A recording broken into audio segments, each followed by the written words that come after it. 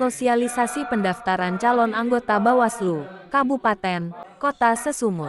Tim seleksi anggota Badan Pengawas Pemilihan Umum Bawaslu, Kabupaten dan Kota Provinsi Sumatera Utara, Sumut menyelenggarakan sosialisasi pendaftaran calon anggota penyelenggara pemilu 2024.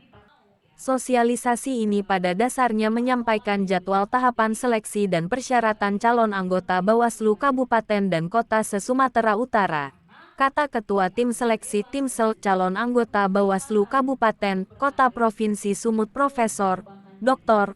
Maidin Gultom, Sarjana Hukum, Master Hukum, saat menyampaikan kata sambutan pada acara pembukaan sosialisasi pendaftaran calon anggota Bawaslu untuk Kota Medan dan Kabupaten Deli Serdang.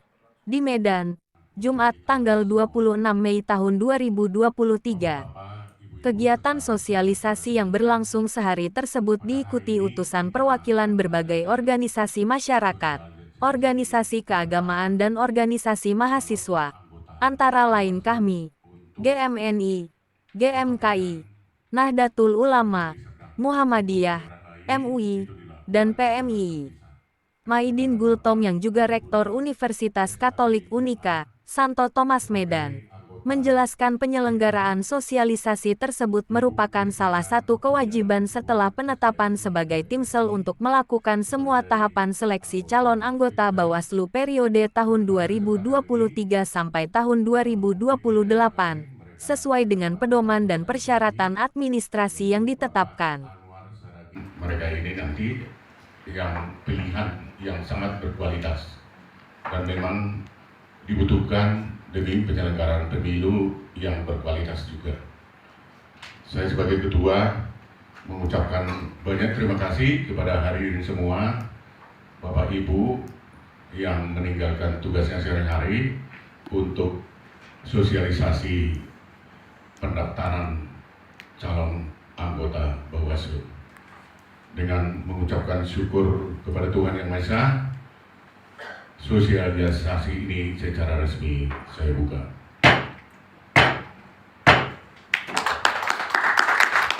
Assalamualaikum warahmatullahi wabarakatuh.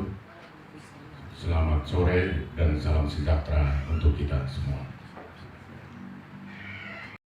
Supaya nanti bisa menghasilkan SDM yang berkualitas untuk kemajuan bangsa ini. Baik, jadi pada hari ini telah dilakukan sosialisasi pendaftaran calon anggota Bawaslu.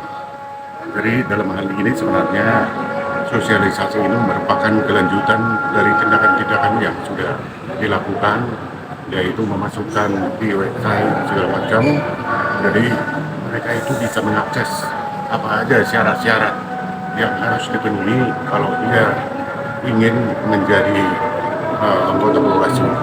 Jadi saya pikir ini secara face to face kita melakukan sosialisasi, tapi melalui media sosial kita juga sudah melakukan sosialisasi dengan memasukkan berbagai aturan-aturan dan berbagai syarat-syarat yang harus dipenuhi oleh calon anggota Bawaslu.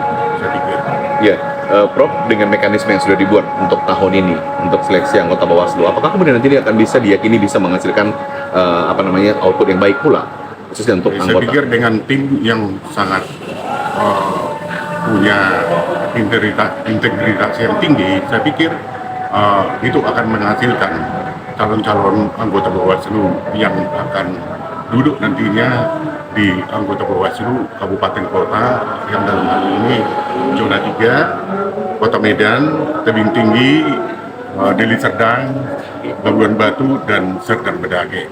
Jadi saya percaya, yakin dan percaya kepada anggota-anggota tim bahwa mereka ini punya komitmen dan punya integritas yang kuat dalam rangka menghasilkan anggota-anggota Bawaslu untuk nantinya diputuskan oleh Bawaslu pusat. Ya. Prof, terkait dengan banyaknya nanti akan masyarakat calon yang akan mendaftar, bagaimana pula nanti hal yang harus diantisipasi oleh panitia supaya memang semuanya bisa berjalan dengan baik pula begitu? Jadi saya pikir ada beberapa tahap yang harus dilakukan. Yang pertama adalah seleksi berkas. Jadi berkas-berkas yang tidak lengkap saya pikir itu tidak akan lolos. Lalu setelah seleksi berkas, itu akan dilakukan CAT, tes tertulis. Lalu setelah tes tertulis nanti akan dilakukan tes psikologi, dan yang terakhir akan dilakukan wawancara. Jadi ada beberapa tahap yang harus dilalui untuk menjadi anggota tim Bawaslu ini. Apa ini harapan Prof juga kepada seluruh panitia dan tim, khususnya nanti kepada calon peserta yang akan mendaftar supaya bisa mengikutinya dengan baik dan sesuai dengan aturan yang berlaku gitu. Yang saya harapkan bahwa semua tim itu akan bekerja dengan baik dan benar dan juga mencerminkan keadilan. Saya pikir mereka itu akan menegakkan peraturan-peraturan yang sudah ditetapkan dalam rangka seleksi ini.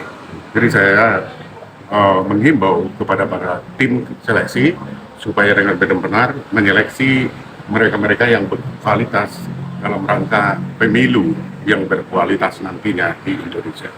Kepada calon peserta apa ini harapan Prof juga?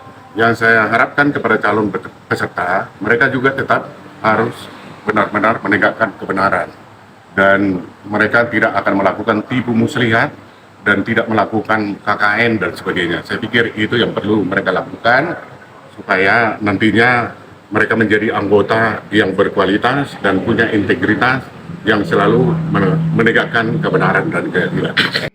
Sementara itu, anggota Timsel pendaftaran calon anggota Bawaslu Kabupaten dan Kota Sesumut, Christina Octavia Hasibuan mengatakan, dengan adanya sosialisasi yang digelar, masyarakat bisa dengan antusias mendaftarkan diri untuk menjadi pengawas dalam pemilu, termasuk dari kalangan kaum perempuan.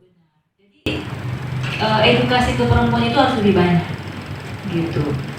Karena di anggota dewan dan sudah punya kesempatan untuk berkarir, untuk mengembangkan diri, ya. Jadi mungkin kalau bukan kita, ya mungkin bukan bapak-bapaknya, mungkin istrinya boleh.